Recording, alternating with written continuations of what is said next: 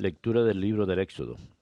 En aquellos días Moisés y Aarón hicieron muchos prodigios en presencia del faraón, pero el Señor hizo que el faraón se empeñara en no dejar marchar a los israelitas de su tierra.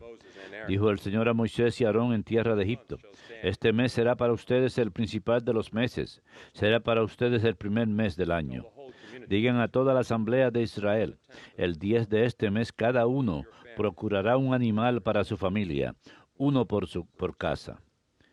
Si la familia es demasiado pequeña para comérselo, que se junte con el vecino de casa hasta completar el número de personas, y cada uno comerá su parte hasta terminarlo. Será un animal sin defecto, macho, de 1 año, cordero o cabrío. Lo guardarán hasta el día 14 del mes, y toda la asamblea de Israel lo matará al atardecer. Tomarán la sangre y rociarán las 2 jambas y el dintel de la casa donde lo hayan comido. Esa noche comerán la carne asada a fuego y comerán panes sin fermentar y verduras amargas. No comerán de ella nada crudo, ni cocido en agua, sino asado a fuego, con cabeza, patas y tripas. No dejarán restos para la mañana siguiente, y si sobra algo lo quemarán, y lo comerán así: la cintura ceñida, las sandalias en los pies, un bastón en la mano, y se lo comerán a toda prisa, porque es la Pascua del paso del Señor. Yo pasaré esta noche por la tierra de Egipto, y heriré a todos los primogénitos del país de Egipto, desde los hombres hasta los ganados, y me tomaré justicia de todos los dioses de Egipto. Yo el Señor. La sangre será su señal en las casas donde habitan. Cuando yo vea la sangre, pasaré de largo ante ustedes, y no habrá entre ustedes plaga exterminadora, cuando yo hiera el país de Egipto. Este será un día memorable para ustedes, y lo celebrarán como fiesta en honor del Señor de generación en generación. Palabra de Dios, te alabamos, Señor. Alzaré el cáliz de la salvación invocando el nombre del Señor. Alzaré el cáliz de la salvación invocando el nombre del Señor. ¿Cómo pagaré al Señor todo el bien que me ha hecho? Alzaré el cáliz de la salvación invocando su nombre. Alzaré el cáliz de la salvación invocando el nombre del Señor. Mucho le cuesta al Señor la muerte de sus fieles. Siervo tuyo soy, hijo de tu esclava. Rompiste mis cadenas. Alzaré el cáliz de la salvación invocando el nombre del Señor.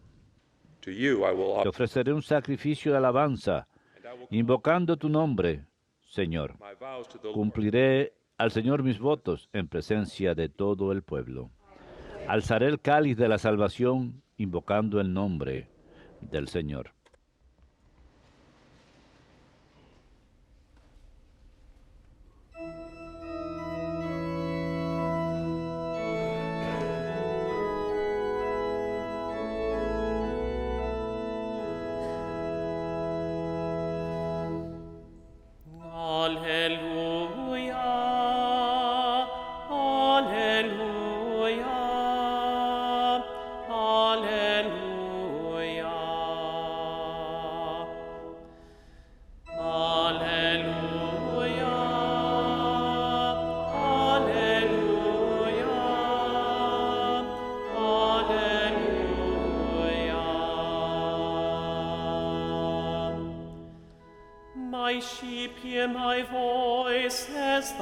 Mis ovejas oyen mi voz, dice el Señor. Yo las conozco y ellas me siguen.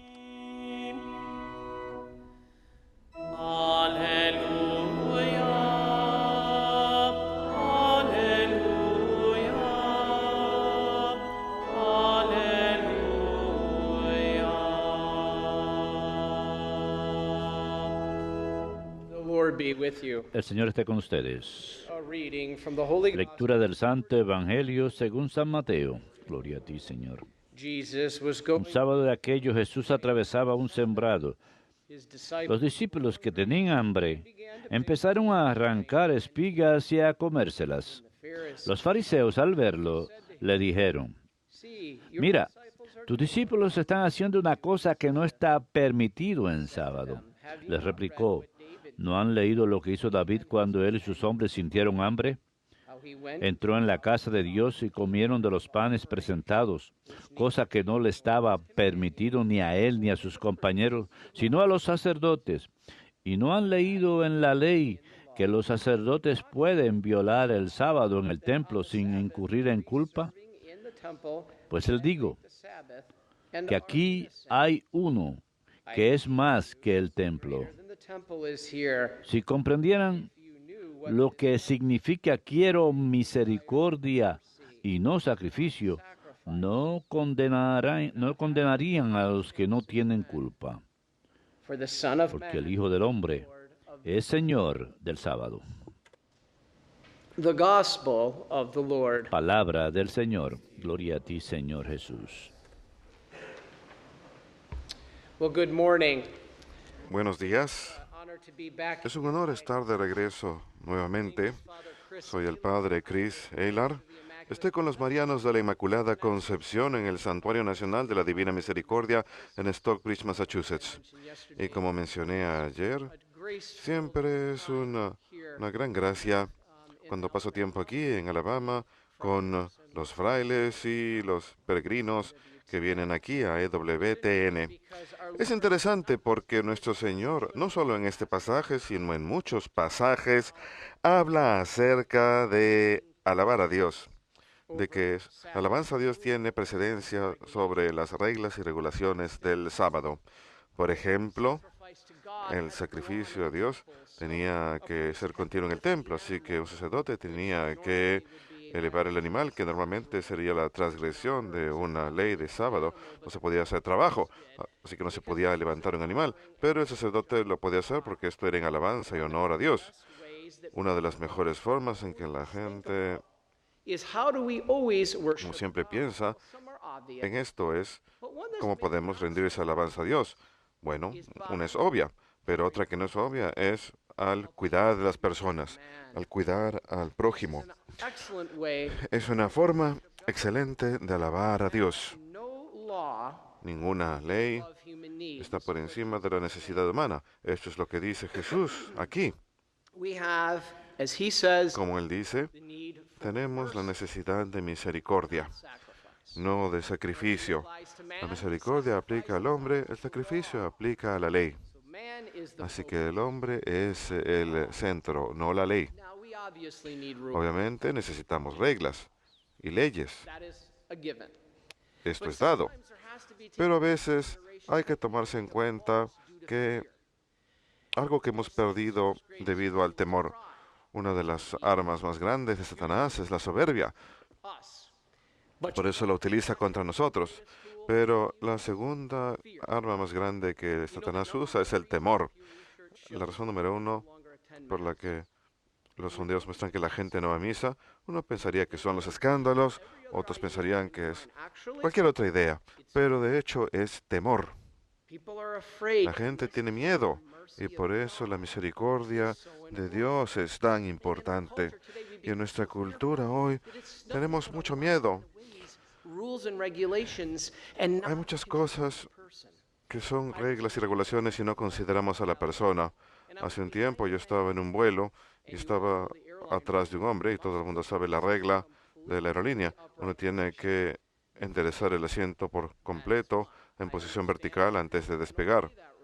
Yo entiendo esa regla y la respeto, pero el hombre que estaba sentado delante mío, el asiento estaba recostado, no exagero, aproximadamente quizás a una o 2 pulgadas estaba inclinado. Y la hermosa viene, enojada, se le acerca y le dice: Señor, suba, enderezca ese asiento. Y él le contesta: Señora, entiendo, pero acabo de tener cirugía a la columna. Me han reemplazado discos en la columna. Sé que puede sonar descabellado, pero incluso esta 1 o 2 pulgadas de ángulo de diferencia me ayuda tremendamente para la espalda. Ella ni siquiera dejó que terminara de hablar. Señor, ponga su asiento en vertical. Señor, entiendo, le ruego. Y luego yo interrumpí y dije, Señor, a mí no me molesta que el asiento esté reclinado 1 pulgada. Y ella me dice que guarde silencio. Se vuelve el hombre y le dice, Señor, enderece su asiento. Le contesta, le ruego, señora. Ella llama al copiloto, el copiloto sale y amenazan con volver el avión de vuelta. Esto es lo que le mencioné al padre Serafín, y él me dijo, cuando las reglas se vuelven más importantes que la gente, hay problemas.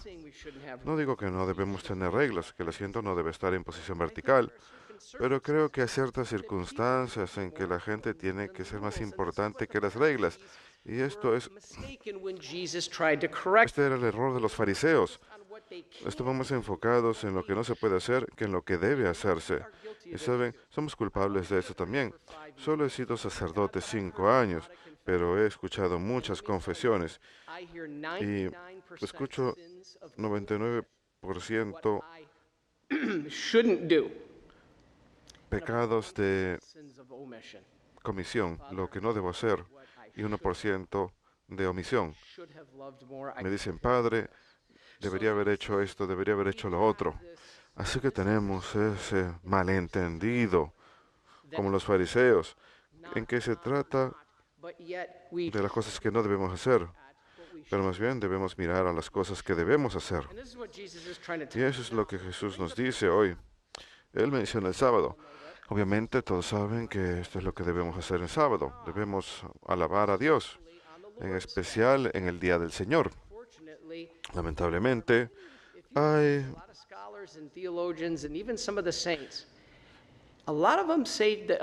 muchos que dicen que muchos de los problemas que tenemos hoy en día comienzan con la pérdida de la reverencia al día del Señor.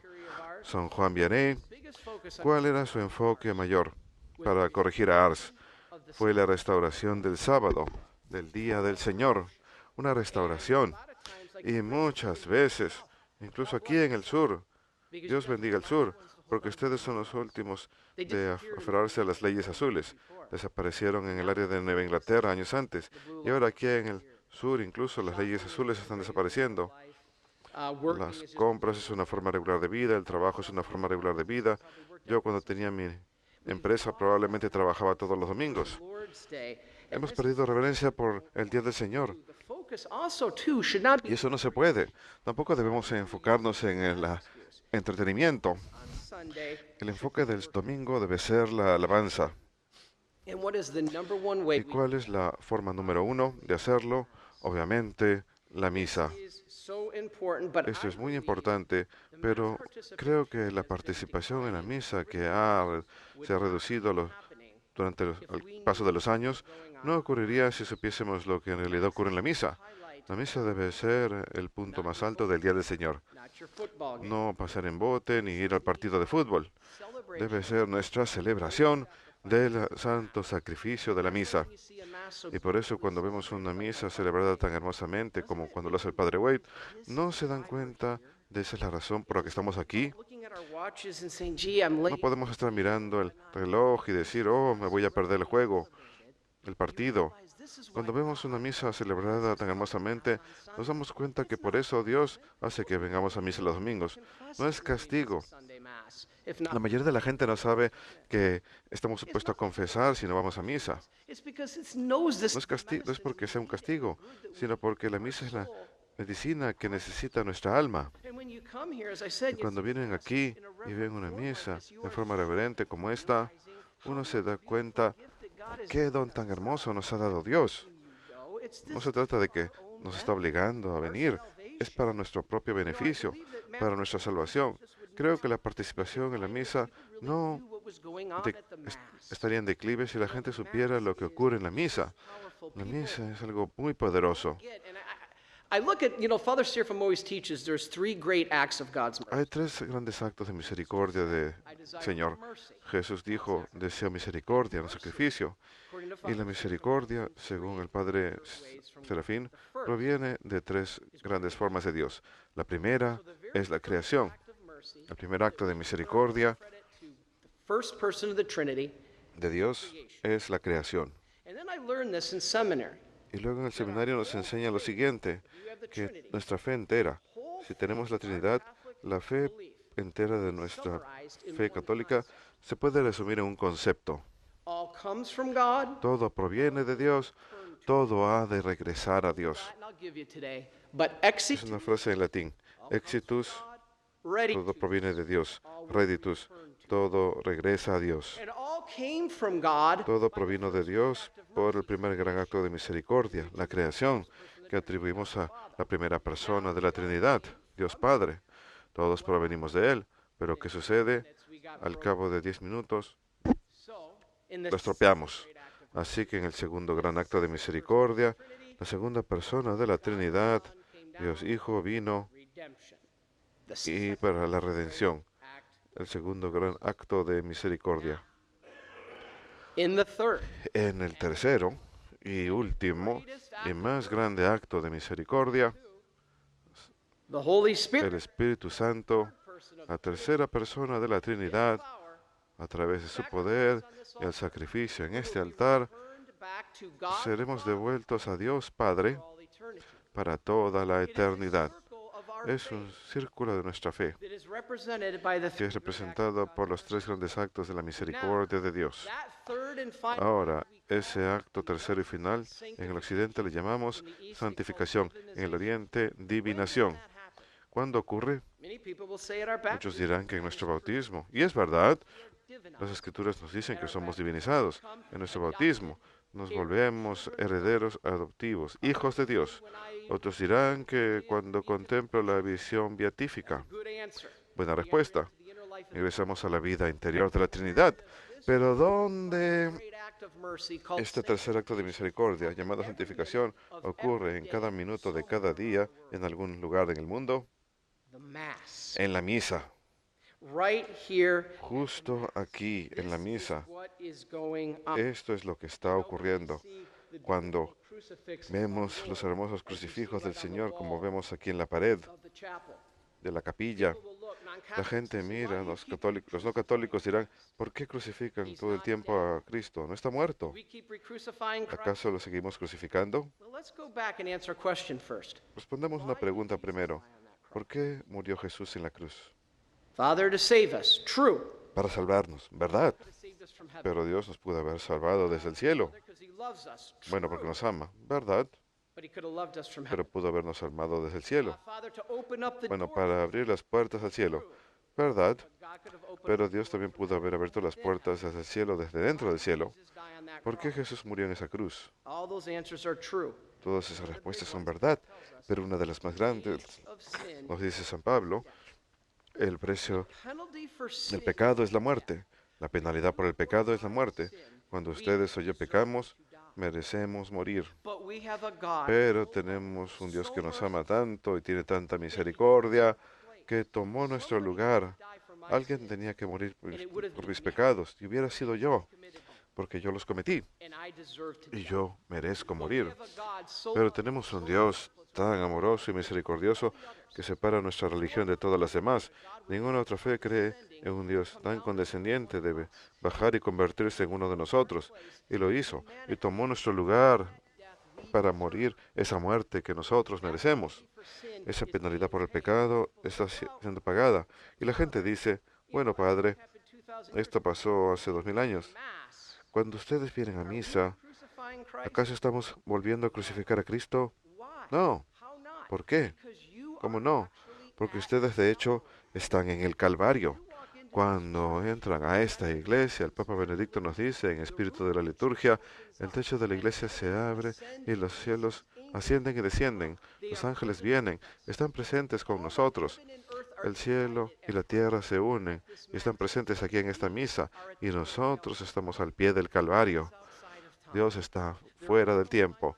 No hay tiempo para Dios, no hay pasado para Dios, no hay futuro para Dios. Sé que suena extraño, pero solo hay un momento presente para Dios. Nosotros fuimos creados dentro del tiempo.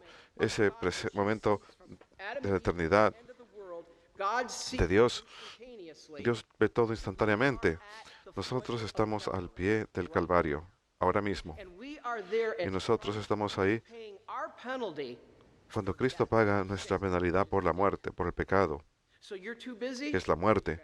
Así que si están muy ocupados, bueno, ustedes no, porque ustedes están aquí, pero muchos de nuestros amigos y familiares están muy ocupados para la misa, incluso los domingos. ¿Tienen idea de lo que está pasando en la misa? Ustedes están presentes. Y ese tiempo de recompensa eterna, cuando Cristo paga nuestra muerte por nuestra deuda por los pecados y nos da vida eterna, eso ocurre en el altar cuando el sacrificio de Cristo es devuelto a Dios Padre. No se lo pierdan. Únanse con esa pátena y esa cáliz. Eso es cuando el sacerdote, cuando ocurre la doxología final, cuando el sacerdote eleva la patena y el cáliz y a través y con él y en él. Oh Dios Todopoderoso Padre, ¿qué es lo que ocurre? Como el abad en Charlotte solía enseñarme, la misa es Dios ofreciendo Dios a Dios. Dios Espíritu Santo, a través de su poder, está ofreciendo Dios el Hijo en su sacrificio a Dios Padre para traernos de vuelta al hogar de donde vinimos y del que debemos estar unidos eternamente. Es en esa misa que este círculo llega a su plenitud. Todos hemos sido creados y toda creación se pone ante el Señor en la misa. Somos redimidos. Cristo pagó nuestra deuda en la cruz y estamos presentes ahí cuando lo hace. Luego, a través del poder del Espíritu Santo, somos santificados y devueltos a Dios Padre. Y ocurre aquí en la misa. Nadie que entienda esto no vendría. Sin embargo, nuestra cultura ha perdido esto. La misa es la forma perfecta de oración. La gente dice, Padre, rezo solo, rezo en mi cuarto. Sí, la Biblia lo dice, pero ¿qué dice San Juan Crisóstomo? No se puede rezar en casa, igual que en la iglesia, donde hay una gran multitud, donde las exclamaciones son elevadas a Dios como si fuera un solo corazón, y donde hay algo más, la unión de mentes, el acorde de las almas, el lazo de caridad y las oraciones de los sacerdotes. Por más hermosa que sea nuestra oración personal, es imperfecta, porque somos pecadores, pero la oración de la misa, nuestra oración es imperfecta, pero las oraciones de la misa, cuando Dios ofrece Dios a Dios, son perfectas. Este es el sacerdote, a pesar de sus debilidades, él está en persona de Cristo. Es un hombre, sí, pero está en la persona de Cristo. Esto es muy poderoso. Termino con la esencia de lo que ha ocurrido. ¿Quién es Jesús? Él es el prometido. ¿Cuál es su prometida? La iglesia. ¿Y quién es la iglesia? Nosotros. Pues, cuando ustedes vienen a esta misa, ¿se dan cuenta que esta misa es una boda? Esta es la fiesta de boda del Cordero. Cuando me dicen, Padre, ya me casé octubre 4 de 1978, que Dios los bendiga. Pero se dan cuenta que cuando vienen aquí, de hecho, están en una boda de verdad. Cuando suben por este pasillo, hacen la marcha nupcial. La novia sube por este pasillo, pero antes de hacerlo, se viste de blanco. Por eso nuestras almas, nuestro traje de bodas tiene que estar libre de mancha antes de subir por este pasillo. Por eso nos confesamos. Lo hacemos para ser puros y venir como la prometida, pura. ¿Y quién nos espera aquí en el altar? El prometido. Cuando ese prometido y esa prometida se unen en el altar, nosotros, la prometida, venimos. ¿Y quién espera en el altar? El prometido, Jesucristo, en la forma de ese cuerpo, sangre, alma y divinidad. ¿Y qué ocurre? Hay consumación. La prometida y el prometido se unen y el prometido entra en la prometida. ¿Qué ocurre en la misa católica? Uno viene como la prometida y el prometido entra en ustedes, la prometida. Hay consumación. Eso es lo que ocurre en la misa. Es hermoso. Y nuestros ángeles de la guarda, los cuentos los místicos, se congregan en torno al altar y traen vasijas, y esas vasijas son... Ahí ponemos nuestras esperanzas, sueños, alegrías. No permitan que sus ángeles de la guarda sea triste, con nada dentro de sus vasijas. Llénenlos con sus esperanzas, sueños, alegrías, tristezas. El cielo entero está presente en esta misa, así que concluyo con lo siguiente. Hace poco, mi buen amigo y colega y coautor de mi libro, Luis, hablamos con Mitch Pacwa el otro día en EWTN y hablamos de la triste situación del suicidio en el mundo hoy. Hay muchos libros de ayuda y sí, muchos son buenos, pero nuestro mundo se olvida de la medicina final, la Eucaristía. Y el mejor lugar para venir y alabar y ofrecer esos dolores y sufrimientos es aquí en esta misa. Si tienen dolor, si sufren por enfermedad o por pérdida de un ser querido, por el suicidio, eso es lo que es hermoso.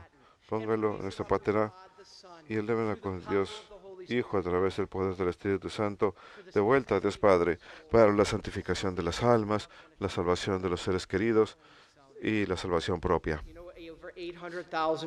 Más de 800,000 personas al año se suicidan. Es más que todas las guerras o homicidios combinados. Necesitamos rezar. El día de hoy pongamos esos dolores en esta patena, ofrezcámoslo de vuelta a Dios Padre, porque Él quiere sacar un bien mayor. Él quiere traer santificación y hay esperanza para la salvación de aquellos que se han quitado la vida incluso, y también para nosotros que sobrevivimos.